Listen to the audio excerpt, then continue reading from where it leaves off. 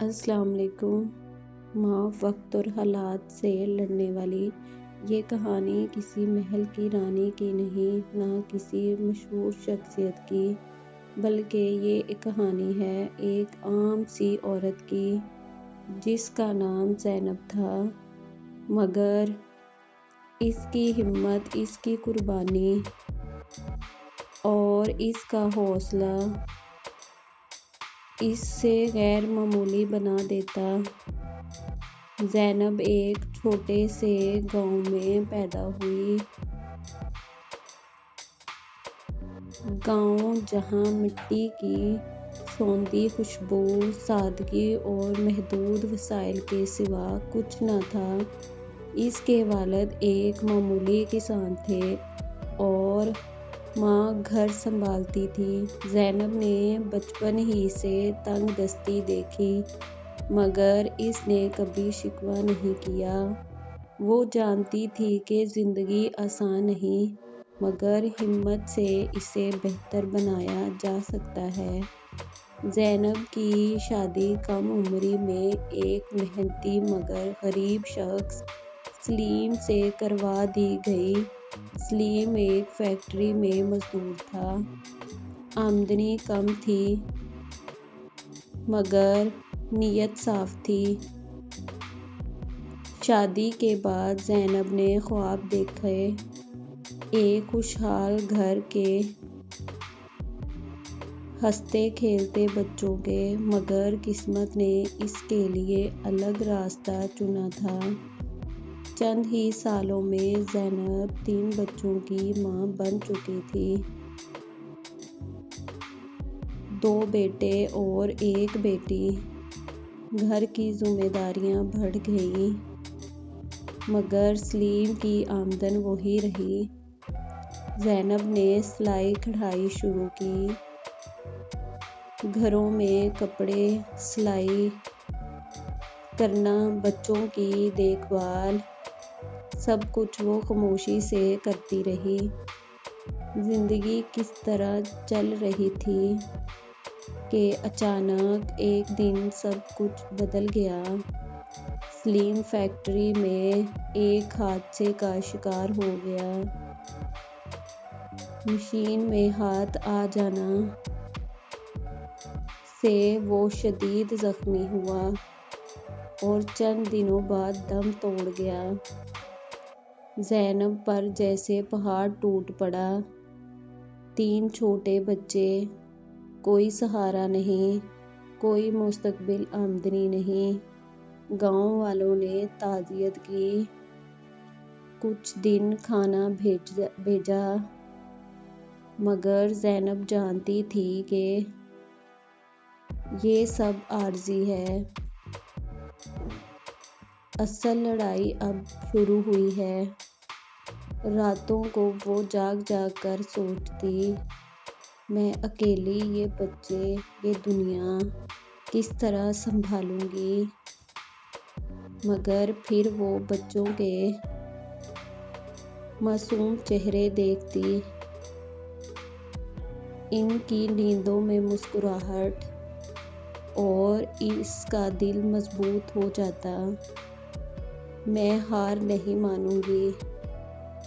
زینب نے فیصلہ کیا کہ وہ حالات سے لڑے گی، روئے گی نہیں۔ اس نے صبح سویرے اٹھ کر گھروں میں کام کرنا شروع کیا، کسی کے برتن، کسی کے کپڑے، کسی کے بچے۔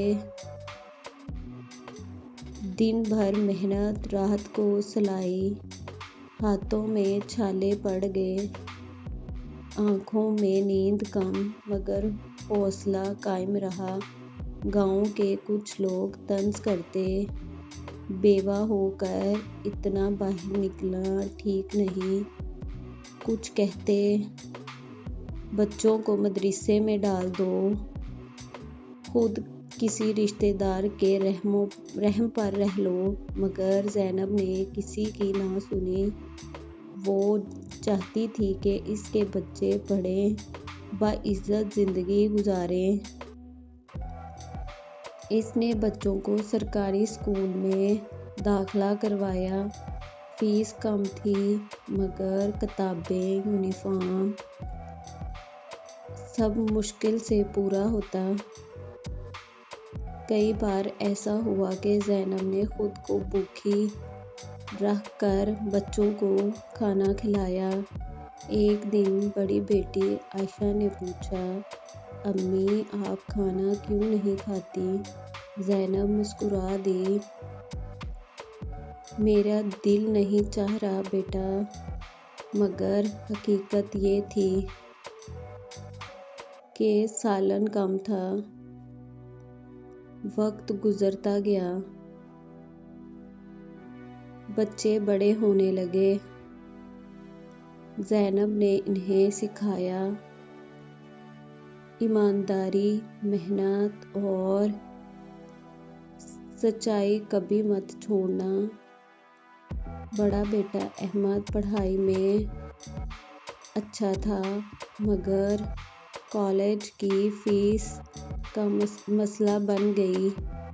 زینب نے اپنی واحد سونے کی چوڑیاں بیچ دیں۔ جب احمد نے پوچھا، امی یہ آپ نے کیوں بیچی؟ زینب نے کہا، زیور دوبارہ آ سکتا ہے مگر تمہارا وقت نہیں۔ یہ الفاظ احمد کے دل میں نقش ہو گئے۔ احمد نے اسکالرشپ حاصل کی، محنت کی اور ایک دن انجینئر بن گیا۔ چھوٹا بیٹا علی استاد بنا اور عائشہ نرس۔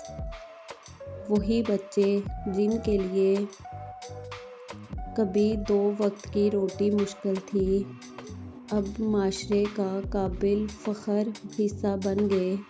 جب زینب بوڑھی ہوئی تو اس کے ہاتھ کانپنے لگے، آنکھوں کی روشنی کم ہو گئی مگر دل مطمئن۔ ایک دن گاؤں میں ایک تقریب ہوئی جہاں زینب کو اس کی جدوجہد پر بلایا گیا۔ لوگ کھڑے ہو کر تالیاں بجا رہے تھے۔ کسی نے کہا، یہ عورت صرف ماں نہیں، یہ ایک مثال ہے۔ زینب کی آنکھوں میں آنسو بہنے لگے۔ اس نے آسمان کی طرف دیکھا اور آہستہ سے کہا، یا اللہ تیرا شکر ہے۔ وہ ماں جس نے وقت اور حالات سے لڑ کر اپنے بچوں کو سنوارا، آج خود ایک تاریخ بن چکی تھی۔ یہ کہانی ہمیں سکھاتی ہے کہ ماں کی دعا، قربانی اور حوصلے دنیا کی سب سے بڑی طاقت ہے۔